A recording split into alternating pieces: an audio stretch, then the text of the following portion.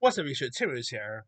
Here is my opening slash streaming segment where I talk about the films and series that are coming out this week, whether it be a theater, streaming, etc. Alright, now the big ones we have out this week, we got Novocaine, which stars Jack Quaid, who plays this guy who has like this disease where he can't feel pain and all, which pretty cool. That's actually a real life disease. But anyway, it's of course where like his girl of his dreams is kidnapped, and he feels pain into an unexpected advantage as he fights a bunch of thugs who carry him back. It also has like Jack Quaid, Amber Thunder. It the trailer does look a lot of fun. I like Jack Quaid. Amber Thunder is awesome, so I'm definitely looking forward to see this when it comes out. Getting a double dose of Amber Thunder this week, by the way, because also out this week is Opus, which stars Yayo DeBerry as well as Amber Thunder, where a young writer travels to a remote compound of a legendary pop star who mysteriously disappeared 30 years ago.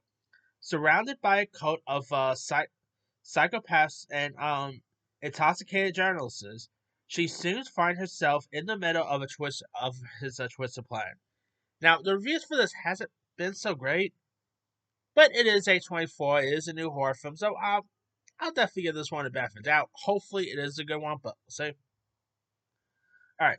Also out, we got Black Bag, which stars Michael Fassbender, Kate Blanchett, and many others. When his beloved wife Catherine is suspected of betraying the nation, intelligence agent George Woodhouse faces the ultimate test: loyalty to his marriage or his country. Now, this is of course directed by Steven Soderbergh. Pretty much, we got like two Steven Soderbergh movies this year. We got this, and we of course had Presence this past January. So cool year for Steven Soderbergh. I mean, obviously he is the guy who gave us the Ocean's movies, Out of Sight. Like, who doesn't love Steven Soderbergh, right? It does look interesting. I like Michael Fassbender. Kate Blanchett is always good. So hopefully this could be a good one. All right. We also got The Day the Earth Blew Up, a Looney Tunes movie, where Porky Pig and Daffy Duck discovers that Earth is drained by the secret plot of an evil alien. Against all odds, they are determined to save the world if they manage to work together without driving each other crazy first. Now, this is of course like the first like 2D you know Looney Tunes movie to come out. It does look really interesting. I'm hoping if this does well, we get to see Kyle versus Acme Deers. That could be pretty cool. I mean, who doesn't love Porky Pig and Daffy Duck? So seeing them back on the big screen is gonna be awesome to see. So I'm definitely looking forward to see this when it comes out. All right, now on the streaming front, on Netflix we got The Electric State, which is the new Russo brothers movies, starring the likes of Millie Bobby Brown, Chris Pratt, Ki Kwan, and many others. An orphan teen traverses the American West with a sweet but mysterious robot and an eccentric drifter in the search for her younger brother. And despite the reviews, not by the way, the reviews for this not so great, and it also is like one of the most expensive Netflix movie. Like, oh boy, it's actually even more like it's actually double the amount Avengers Infinity War cost. So that's something. I mean, the trailer does look interesting. Does look a lot of fun. I like Chris Pratt. I like Millie Bobby Brown. So I definitely give this one a go. The reviews just hasn't been the best, but hey, uh, the reviews for the Gray Man wasn't good too, and that was actually not so bad. So maybe this day will be set with this one. All right, on Hulu we got Control Freak, which is a new body horror movie starring Kelly Marie Tran and Miles Robbins. It's about an orphan teenager who. Oh, wait.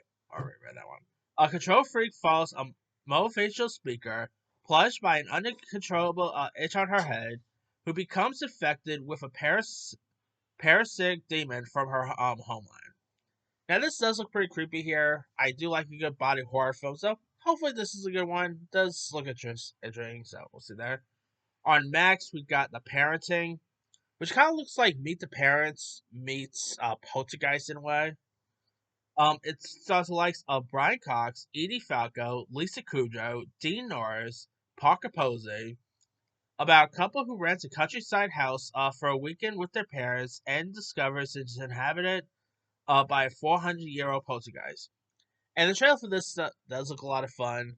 I love a good horror comedy. I like the cast involved, so I, I'm intrigued to see this one comes out.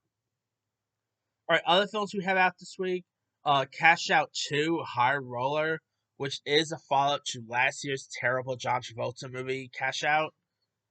Uh, it's of course where Nemesis Salazar kidnaps Decker. Mason must attempt a high stakes casino heist to save her, all while evading Salazar's arrival and the FBI here. And the first film was terrible, so I'm pretty sure this one's not going to be good either. So John Travolta, let's be for real, needs a new career, like really needs a new agent. But we also got the Last Supper coming out, which of course is like pretty much a pretty much like a religious film that I'm not really interested in seeing. We got October Hate, which is pretty much like a documentary about the explosion of anti-Semitism on college campuses. It features interviews by the likes of Deborah Messing, Michael Rappaport, Kristen Gillibrand, many others.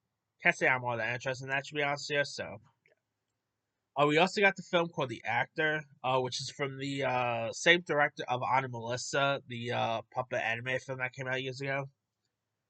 This stars Audrey Holland and Gemma Chan, and follows a New York actor with amnesia in 1950s Ohio who becomes stranded in a mysterious small town and struggles to get back home and reclaim his life and identity. And the trailer for this does look interesting. Audrey Holland's a pretty cool actor. Gemma Chan, who doesn't love Gemma Chan, so I'm intrigued to see that one. All right. We also got a French movie called which Young Hearts, which tells the story of a 14-year-old who falls in love with his neighbor, a kid of the same name, named Alexander. I'm not interested in that, to be honest. So, all right, now on the TV front, we got American Manhunt, Osama bin Laden. Okay, of course, this looks like a new trend. Like, it seems like Netflix has been doing lots of these American Manhunt true crime stories. Like this past year, they did the O.J. Simpson one. Then they did one about Gary Petito, and now it looks like they got this one. Now, of course, it features rare footage and interviews with CIA insiders about the trace and the epic hunt for Osama bin Laden. So, okay, that could be an interesting one. Obviously we've already had like a movie about it, which was Zero Dark Thirty, but I feel like we haven't really hardly had much documentaries about this, about the hunt for the 9/11 mastermind. So I don't know, maybe this could be interesting, but we'll see. All right. There's also Everybody's Live with John Mulaney, which is of course his new comedy special on Netflix. I like John Mulaney, so that could be cool. We got the Wheel Time season 3 come to Amazon. Oh, that could be interesting. On Peacock, we got Long Bright River, which is a new Peacock series starring Amanda Seyfried, where a police officer works in a neighborhood with high drug use, where a series of murders take place. And does look interesting. It looks like there's gonna be some cool twists and turns around. I like Amanda Seyfried, so I'm intrigued to see this one. There's also on Netflix. There's Adolescence, which is a like a British crime series where a family's world is turned upside down when 13-year-old Jamie Miller is arrested for murdering a schoolmate. The charges against their son forces them to confront every parent's worst nightmare. And the trailer for this does look interesting here. Um, reminds me of like a British version of, let's say, The Client, with Tommy Lee Jones and Sue Sarandon. Definitely get a little bit of a Client vibe here. Does look like to be interesting to check out, so hopefully that can be good. Last but not least, on Apple, we got Dope Thief, which stars Brian Tyree Henry, where two lifelong friends pose as DEA agents to rob a house, only to have their small-time grift becomes life and death enterprise as they reveal and unravel a big hidden narcotics corridors on the eastern seabound. And the trailer for this does look interesting. Of course, obviously, Brian Tyree Henry is always good. Wagner Moore, who was recently in Civil War last year, he's a pretty cool actor. He was also in Narcos, if I'm not mistaken, so there's that. This does look like an interesting to check out, so hopefully it can be a good one. But that's pretty much it. Let me let you guys. Which of these films or series are you interested in? Are you interested in Novocaine, Opus, uh, The Electric State, Dope Thief, Drop Gospel? Don't forget to like, subscribe, hit that bell for notification. This is Serious